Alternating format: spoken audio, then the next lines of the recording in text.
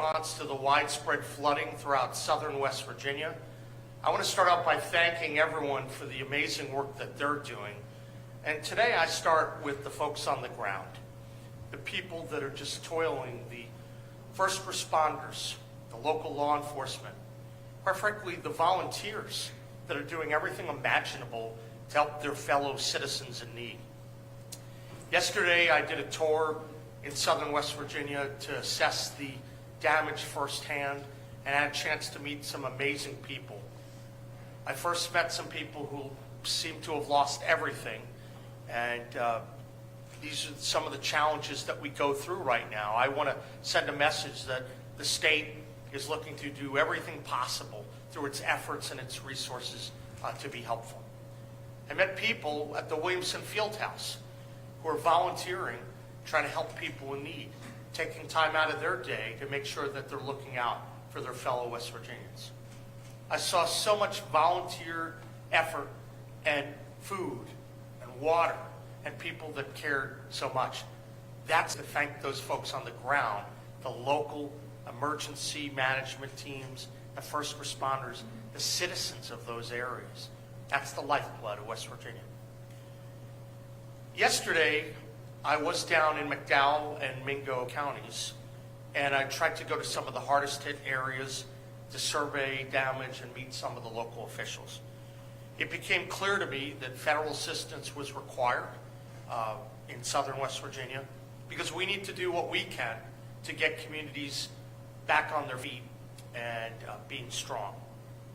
That's why yesterday I requested an emergency disaster declaration from President Trump, which could unlock some of the federal resources and energy to help support our recovery efforts.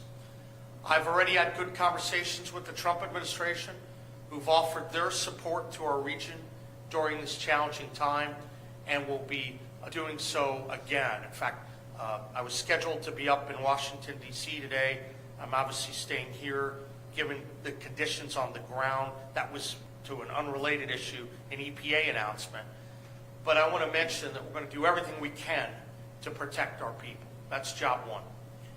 I expect that the highest priority counties in the declaration request should be received favorably because the conditions on the ground, in particular, and a few of them, are very challenging.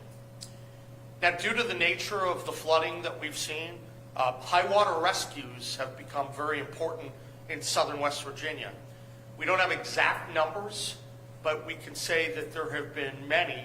We believe that that total is over 60 to 65, and a lot of people, the help of the National Guard, of local people on the ground, doing everything they can to try to be helpful to their fellow citizens. We thank everyone who are putting themselves in harm's risk to save the lives of their neighbors. There's no substitute for that. People acting selflessly to help their fellow West Virginians. Once the waters began to recede, all of us have been focusing on restoring power. I'm here with some good news that as of this morning, 55,909 West Virginians had their power restored over the last few days. And as of the timing for this report, that left only 8,319 homes without power. So every day we're making progress. And part of the reason we're making progress is there's a natural cadence to this. When you have water everywhere, you have to allow the water to recede. And then you have to clean the debris and all the blockage from the road and then fix the road to allow people to go through again.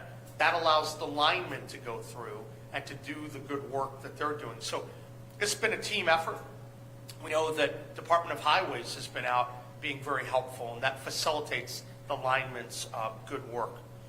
We know that vehicles and equipment from the Department of Transportation, they're still working, and they're doing everything they can to help clean up the region. I do want to mention one thing before we get into a more somber topic. We know that over the next 72 hours, we're expecting some difficult weather conditions yet again. We know that we're expecting several rounds of snow, which are estimated to produce between 4 to 6 inches of snow along and south of the I-64 corridor. We know that some of the mountain counties could see snow of up to 8 inches. but also below zero overnight temperatures. So we want to urge everyone to be very safe. Don't assume that everything is fine in terms of if you see icy conditions, if you see water, you have to use good judgment and not go near that. To the extent you can, stay in your home and be prepared for the next couple of days.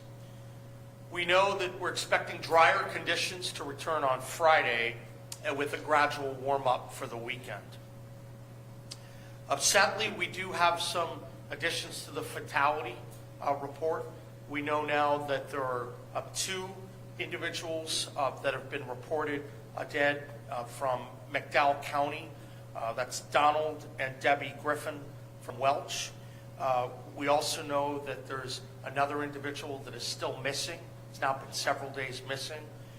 So obviously there are efforts going over with canines to try to locate that individual. We also know that last night that there was a firefighter in McDowell County who died. And as we get more details related to that, we're going to pass them along to you. As per our practice, once the families are notified, that's when we try to provide you with the names, because it's important to be respectful for the families during this time. Our state and all of her agencies have had a unified response during this time since the beginning of this emergency, working in conjunction with the people on the ground who really are out in front taking the lead, quite frankly doing the lion's share of the work. I can't say that enough. As I mentioned earlier, DOT is out working, removing hazards from the travel areas and around the state. DOT has deployed crew members and staff to the hardest hit areas. We know that Cabell, Lincoln, Logan, Mingo, and Wayne have experienced some road slides and slips in the road and some washouts. Fayette, Greenbrier, Monroe, Nicholas, and Summers still have high water in their communities. And we also know that McDowell, Wyoming, Mercer, and Raleigh have experienced some significant flooding, but the water is receding with the road assessments and clearing underway. A couple things for folks to know at home. There's some major road closures that as of the time I came before to give this briefing, we have road closures in Cabell, Braxton, Mercer County, Mingo, McDowell, Wayne, Wyoming, Greenbrier, on some of the major arteries. We would urge you to look at the Department of Transportation's website for more information, so you can get that information before you go out and drive. We want everyone to be safe and exercise good judgment before they drive. We know that the National Guard has been busy at work, and I'm very pleased that we have General Seward with us today. He and his team have been doing outstanding work. They have 5 liaison officer teams down to assess, assist, and coordinate emergency support operations for affected areas. We know that there are a number of people in emergency support who are either deployed or stand ready to deploy as the circumstances arise. And that's critical, whether we're talking about issues such as community assistance teams with vehicles to assist local agencies, loader dump trucks and teams, logistical support teams, and some light medium tactical vehicles to support ongoing operations. Moving on to Department of Education, as of today, 4 school districts were experiencing closures: McDowell, Mingo, Raleigh, and Wayne. We had 15 school districts which were experiencing delays: Barber, Cabell, Hancock, Lewis, Lincoln, Marion, Mason, Mercer, Ohio, Pendleton, Preston, Randolph, Tucker, Upshur, and Wayne. Moving on with respect to a DEP issue, the DEP has asked me to alert the public that there's an abandoned mine in Logan County that's discharging. Last night when we heard of that, that was a big gusher of water. I'm told that that has slowed down considerably. When we get more information, we'll let you know. But state resources and water diversion tools were on the scene last night. It's our understanding that it impacted just one resident and 2 roads. As we get more information, as per our policy, we will assuredly let you know. We don't have any injuries reported from that, but we know that as the flow subsides, DEP is going to coordinate with the contractors to install a more permanent solution. A couple items on the health side. Over 250 doses of tetanus shots were delivered to Williamson Memorial Hospital and to Wyoming County. Williamson is still in part currently without water, with approximately 3,000 residents affected. McDowell County has about 2,000 residents without water. We've now sent over 67,000 bottles of water. I think that the resources are starting to flow in from a lot of different places. When I was down at that Williamson Field House yesterday, they mentioned to me that local citizens were helping, donating water. People from across the state were helping out, and people from as far away as Texas were chipping in. So I'm grateful to so many of the people that are stepping up during this time of need. The team at the Williamson Water Plant, they're working really hard and they're making progress. They're almost completed pumping out the raw water at the facility, and they're going to be doing a test this morning. When we have more information about that, we will let you know. There are boil notices that are still in place for the following public service districts: Williamson, McDowell, Kermit, Mingo, and Crum.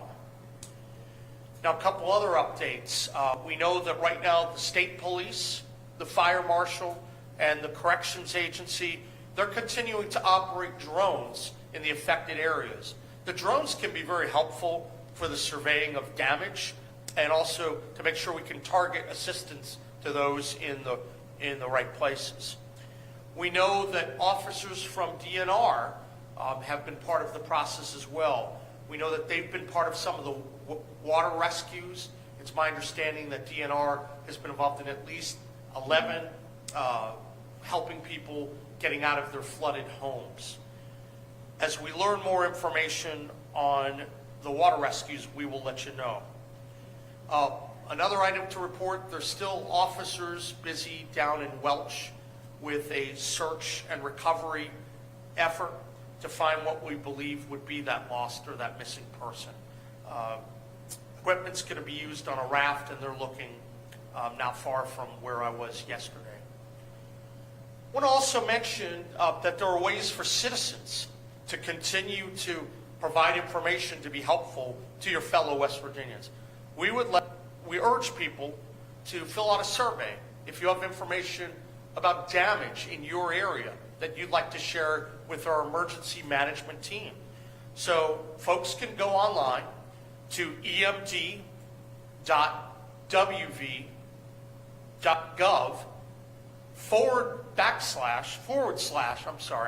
always get those two confused, /disaster survey. Let me repeat that again.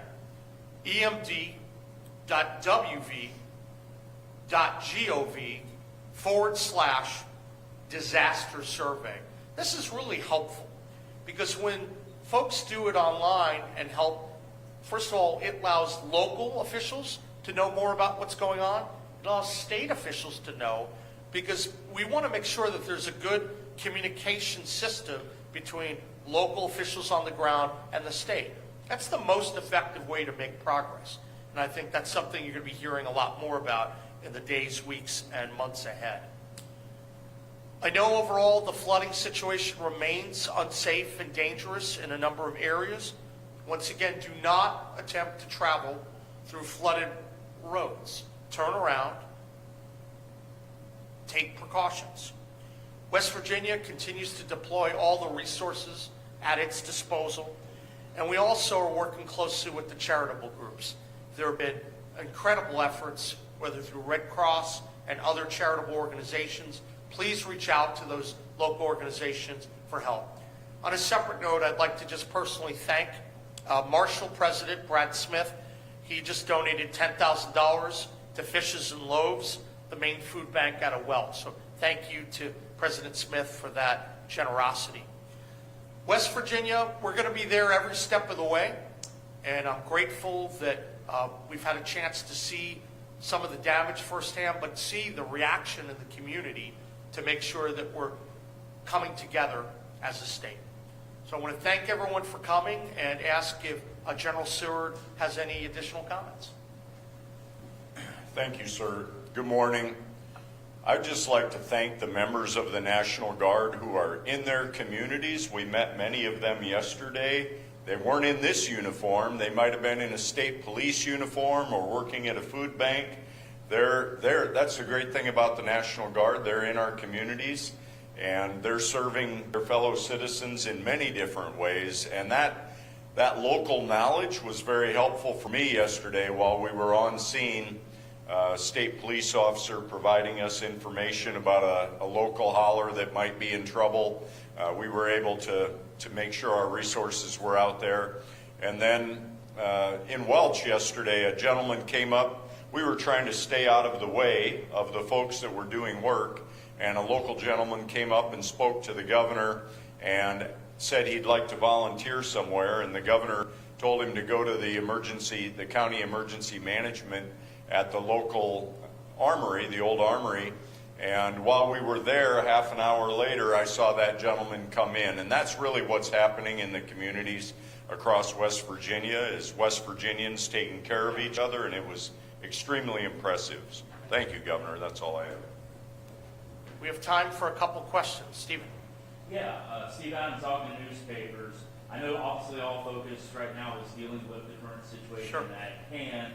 But when this is all done, I know you've got a responsibility, and you'll have a responsibility too, depending on consolidation of departments in regards to disaster mitigation recovery. I know the resiliency offices within the governor's office, you appoint a resiliency officer. They just developed and updated the state flood protection plan for the first time since 2004.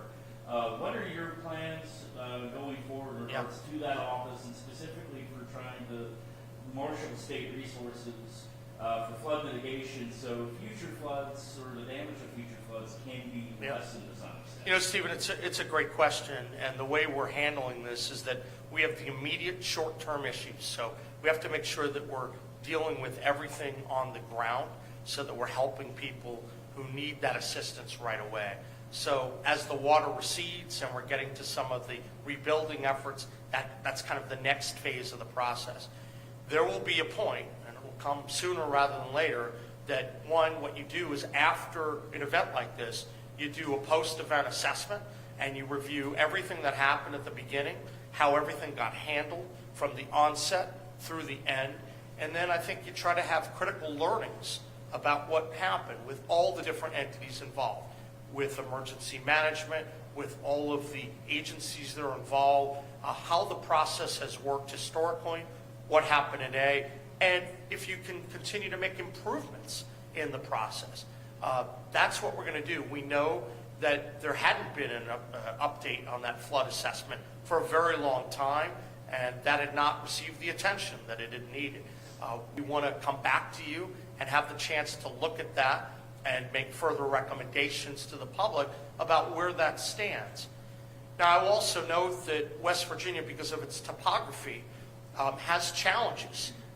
People know as you fly over and you see the hills and hollers that they're naturally, when you have heavy rain, like in some counties when you have 5 inches of rain come in, there's literally no place for the water to go. It's very, very difficult. And so we have to evaluate that. We also know that when you take Williamson, for example, there was a time before they had the flood wall, and so these were problems that existed in a very, very serious way. The flood wall obviously helps now in a way that it didn't before it existed. The towns are less vulnerable. But I think we have to have that broader assessment because West Virginia is prone to some of the weather activity and the flooding just because of the nature of our mountains. But we'll have the chance to look at all those issues and make sure, I will say this to you, protecting our citizens and making sure that they're kept safe during difficult times, that's job one of a governor. We're going to do everything we can, and we're going to have the right personnel in place to make sure that that happens. I really want to thank all the people who've been involved so far, and also a lot of the local people. When I was down in Welch yesterday, I met with their emergency management team. I met with a young delegate, David Green, who's actually very talented, and he was helping coordinate because that was the best place for him to be. And he was doing a lot of things very impressive to point out the specific things that are needed. I mention that because we want to make sure we put the most talented people in all these positions. That's what we're going to do after this process and over the upcoming months and years ahead. Jordan. So I'm just curious, so what specifically made you realize, hey, we need to ask for some federal assistance from the Trump Yeah. administration? And what are you hoping to get following asking for this declaration from the Absolutely. Trump administration? So I think that we had been preparing for that over the last couple of days, but also after I went down on the ground and we saw the conditions, there's always going to be some disconnect when you're getting information from afar versus touring on the, because you have access to much more information. And so we saw firsthand what was going on, especially in McDowell and Mingo counties. And so having that information, we thought these are some of the hardest hit areas, and we think that the likelihood of getting approval here would be high, and that would be needed to facilitate recovery within these areas. So that's why we decided to submit it, but we had been getting that ready, and in fact, the previous few days had deployed the drones, I mentioned from state police, the fire marshal, corrections, to begin to assess better the conditions on the ground. Sometimes it's challenging, though. I will note that certain areas in Mingo County, for instance, even as of yesterday, were not fully accessible via the road. So it's hard to actually make an assessment about everything that's needed. But you can start to pick up information locally by talking to citizens and knowing this is what's going on, this is what's happening with these water rescues, this is historically how people have handled it. So like what federal assistance specifically are you hoping to receive, once the Yeah, well, declaration is received? Yeah, so we asked for a disaster declaration, and I wrote the letter to the president. Obviously, we are working closely with FEMA and Homeland Security to get some of the individual and the public assistance that's needed.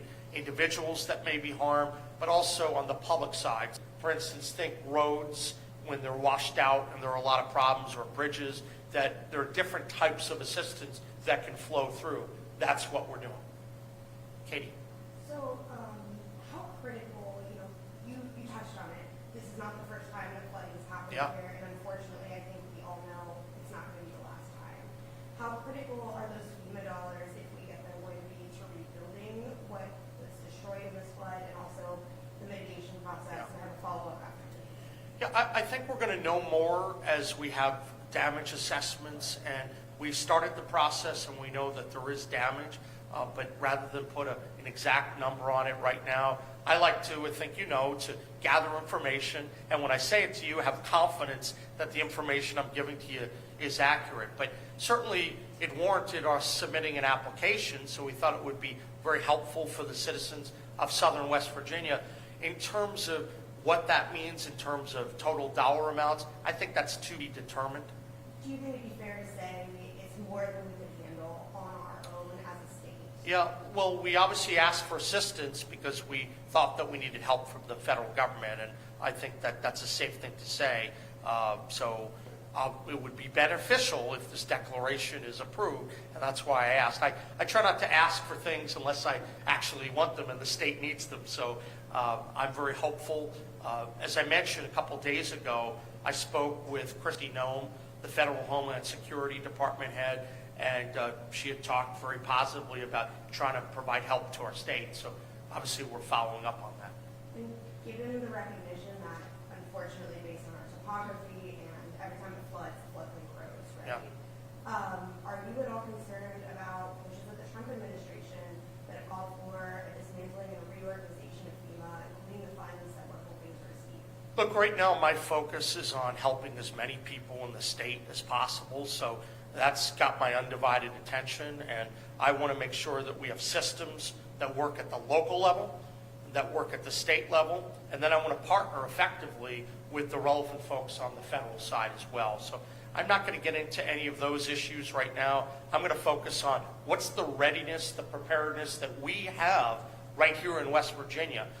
I think it's important for people to know that the way the process is supposed to work is that the local folks are out in front. They're taking the lead, they're identifying problems, they're fixing problems, and then when they need help, traditionally, they call the state, we get involved, and obviously as the state needs help, we reach out to the federal government. So we're going to work with anyone in all these positions to help make sure we have good systems in place.